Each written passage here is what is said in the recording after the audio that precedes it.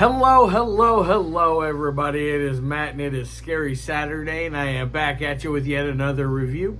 Before I roll on to any of that, I want to wish each and every one of you a great morning, evening, dawn, day, or dusk, all that lovely stuff, because life really is too short as is. Do me a really huge favor and like, share, and subscribe. I love seeing your beautiful faces when you are here. I know I'm here an awful lot, but I have an awful lot on my plate to review. And one last little tidbit of information. Check out the description box. I give you a bigger bite of every single movie of every single day. I give you your brief synopsis, which I stole off the back of the box this time. I gave you your director, your runtime of the cut I am watching, a link for a trailer, and if you decide you can help support Matt's Movie Mania and toss me a couple of bucks. So with all that said in mind and all that out of the way, let's roll on to the film of the day. And today's is a very bizarre, wild, and brutal ride. It is a very interesting movie. It is the 2019, I believe that's the year it came out, instant classic known as Followers of the Dead Light by Kaos. Now this is the reprint issue. I can't show you the original cover because it is X-rated. I decided to dig this one out of storage so that you guys can get a good look at this. Now, like I said, this one is from, I think, 2019. Runs at about an hour and 50 minutes. It is a brutal ride. Jan is a very wild director that, whether you love him or whether you hate him, you can always find his style. It is very unique. It is one to be a force to be reckoned with. It is definitely not for everyone, but it is for my true underground gore hounds that love DIY horror. And just to say DIY horror, that happens to be DIY is the name of the label that Jan runs, which it is a perfect example of DIY, which stands for do it yourself. Now, what is this movie about? I'm going to do something I normally don't do. I'm just going to read off the back of the synopsis here, and then I'll fill you in on some gaps of things that happen throughout the movie. Now, forbidden rituals and incantations unleashing the powerful demons on Earth to destroy life. Humanity is dead. The gods have failed. The messengers of death have been sent to spread the unholy prophecy. No more messiahs to lead the sheep.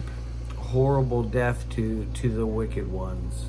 Face your destiny. Don't resist the call for the life eater down below. Do you hear the whispers calling your name?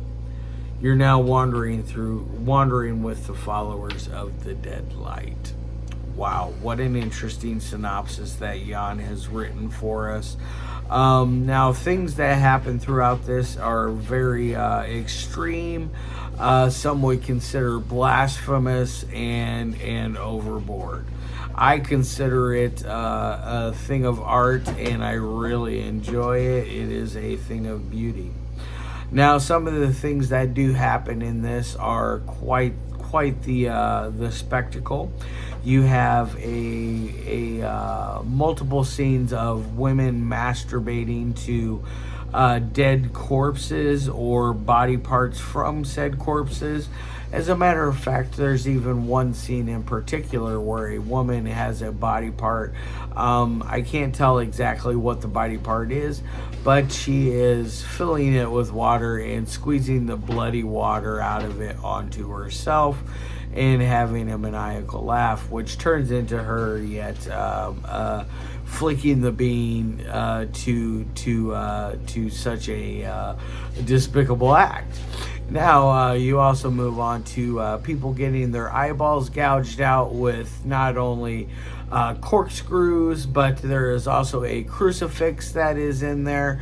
There is also a woman that is masturbating very violently with a crucifix in and out of her nether regions, and her naughty bits are torn to shreds.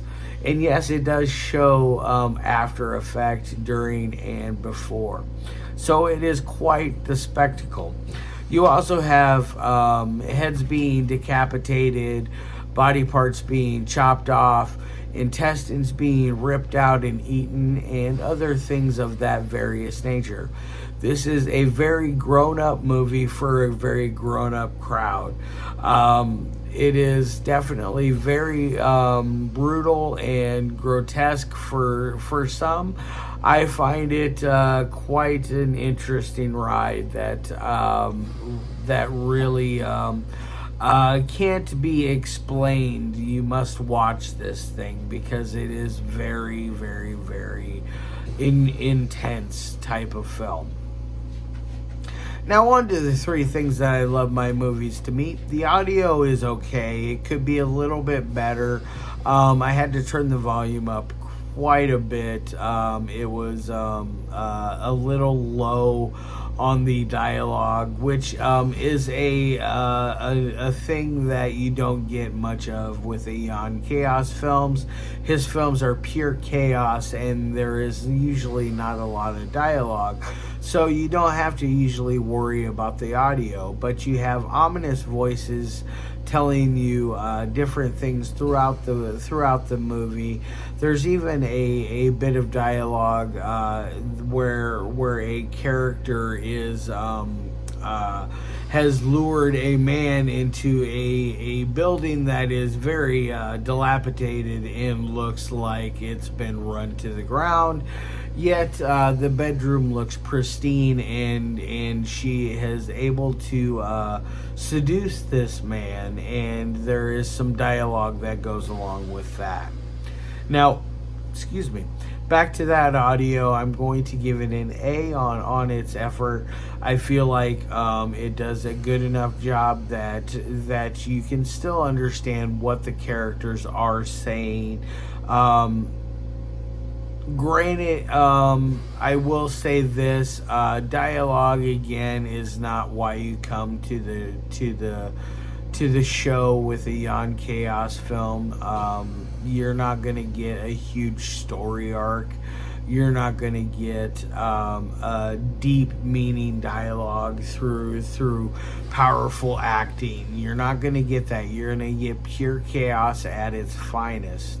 And it definitely delivers. This is definitely, I will say, my favorite film from him, next to Meet Baby Butcher, or Meet Butcher Baby, I forget exactly how it goes. That one is very good. Blood Orchestra is a masterpiece. The guy really knows exactly what he's doing, and he also has a wide variety of a collection of shorts that are also very good to go through. You have other directors throughout the world. So the guy definitely has connections throughout the underground cinema as well. So now on to the dialogue. I'm going to give it an A for its effort again. It definitely is a huge step in a different direction for Jan. So I really enjoyed that. Now on to editing. The editing, I imagine, must have been a little bit harder for this one because there are lots of crazy cuts in this. It has jump cuts. It has cuts that go into different blasphemous imagery, such as pentagrams, pictures of the devil, things of that nature. It really has a lot going on for it as far as editing wise, and I feel like it keeps a nice steady momentum.